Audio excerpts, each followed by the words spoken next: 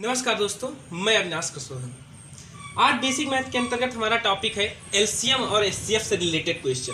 दोस्तों, इसके पहले के वीडियो में हमने बताया था कि एलसीएम और एचसीएफ किस प्रकार से हम ज्ञात करते हैं और क्या इसका बेसिक फॉर्म होता है। आज हम इससे रिलेटेड क्वेश्चन समझेंगे। तो हमने दो क्वेश्चन बहुत इंपॉर्टेंट चूज़ किया है। पहला क्वेश्चन है संख्या 6 और 20 का एलसीएम तथा एचसीएफ ज्ञात करना है।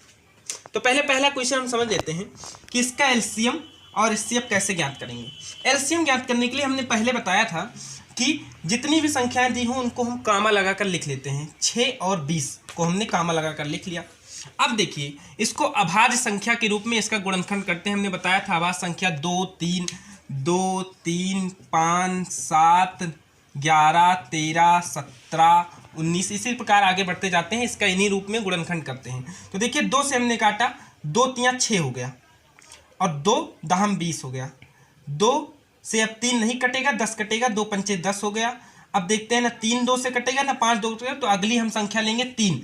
3 से हमारा 3 एकम 3 हो गया। 3 से 5 नहीं कटेगा, 5 को उसी प्रकार लिख देंगे। अब 5 से 5 एकम 5 और 5 से 5 एकम 5। अब हमारा दोनों शेषफल 1 और 1 आ गया। हमने बताया था यह प्रक्रिया गुणनखंड की तब तक शुरू रहेगी जब तक कि हमारा नीचे की संख्या 1 और 1 के रूप में प्राप्त न हो जाए। अब देखिए, एलसीएम कैसे ज्ञात करते हैं।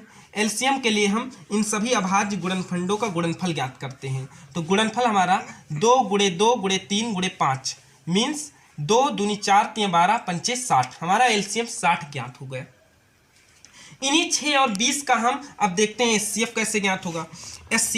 एचसीएफ में हमने बताया था एक तरफ संख्या लिखते हैं और दूसरी तरफ अभाज्य गुणनखंड लिखते हैं। तो संख्या हमारी क्या है, 6 और 20। 6 का अभाज्य गुणनखंड 2 × 3 होगा, 2 तियां 6, और 20 का 2 दूनी 4 पंचे 20। अब देखते हैं, हमने अभाज्य गुणनखंड एचसीएफ बताते वक्त कहा था कि एचसीएफ को उभयनिष्ठ गुणनखंड भी बोलते हैं। उभयनिष्ठ गुणनखंड ही हमारी एचसीएफ होती है। तो इसमें उभयनिष्ठ संख्या क्या है, दोनों ही अभाज्य गुणनखंडों में उभयनिष्ठ 2 है, इसलिए हमारा एचसीएफ जो है 2 हो जाएगा।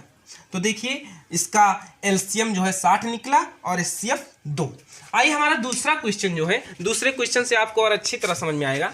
संख्या 6, 72 और 120 का एलसीएम तथा एचसीएफ ज्ञात करना है। लोएस्ट कॉमन फैक्टर और हाईएस्ट कॉमन फैक्टर। तो आइए सबसे पहले एलसीएम देखते हैं। एलसीएम में इसमें भी संख्याओं को कॉमा लगाकर लिख लेते हैं। 6, 72 और 120। अब 2 से काटते हैं। 2 तियां 6, 2 तियां 6, 2 छंग 12 36 आया। 2 छंग 12, 2 तियां 6, 2 छंग 12 36 आया। 2 छंग 12 और 0, 60 दूना 120। 2 से अब 3 नहीं कटेगा, 18 दूना 36 और 2 तियां 6, 0, 30 आया, 18 आया। 2 3 नहीं कटेगा, 2 9 18, 2 15 हम 30। अब 3 से काटते हैं दोस्तों, क्योंकि न 3 2 से कटेगा, न 9 2 से कटेगा, न 15 2 से कटेगा। तो 3 से काटते हैं। 3 एकम 3, 3 त्रिक्का 9 और 3 पचे 15। अब देखते हैं, अभी 3 से कुछ और कटेगा।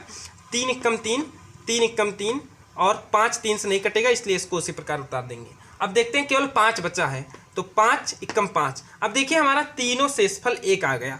इस प्रकार हमारा एलसीएम में अभाज्य गुणनखंड की विधि रुक जाएगी। अब देखते हैं कि क्या आएगा एलसीएम। तो हम अभाज्य गुणनखंडों का गुणनफल ज्ञात करते हैं। 2 × 2 × 2 × 3 × 3 × 5। 2 दूनी 4 दूनी 8 त्रिक 24 तियां 72 × 5, 72 पंचे 360। एलसीएम हमारा लोएस्ट कॉमन फैक्टर क्या है, 360। अब एचसीएफ देखते हैं इन तीनों संख्याओं का। एचसीएफ संख्या को एक तरफ लिखेंगे और दूसरी ओर अभाज्य गुणनखंड लिखेंगे। हमारी संख्या है 6, 72 और 120। तो 6 का अभाज्य गुणनखंड 2 × 3 आएगा। 72 का 2 दूनी 4 दूनी 8 त्रिक 24 तिया 72। 120 का क्या आएगा, 2 दूनी 4 दूनी 8 त्रिक 24 पंचे 120। अब देखते हैं इसमें उभयनिष्ठ गुणनखंड क्या आएगा। सबसे छोटी संख्या 6 है। 6 में देखिए 2 और 3। अब क्या हम देखते हैं कि 72 और 120 के गुणनखंड में भी 2 और 3 है। तो देखते हैं, यहाँ पर भी 2 3 है और यहाँ पर भी 2 3 है, इसलिए हमारा उभयनिष्ठ गुणनखंड 2 × 3 आता हमारा एचसीएफ 6।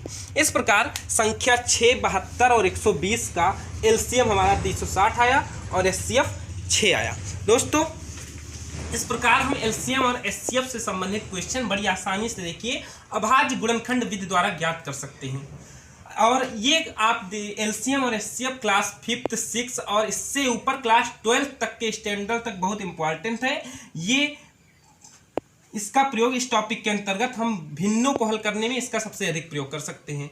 नमस्कार, घर पर रहिए, सुरक्षित रहिए।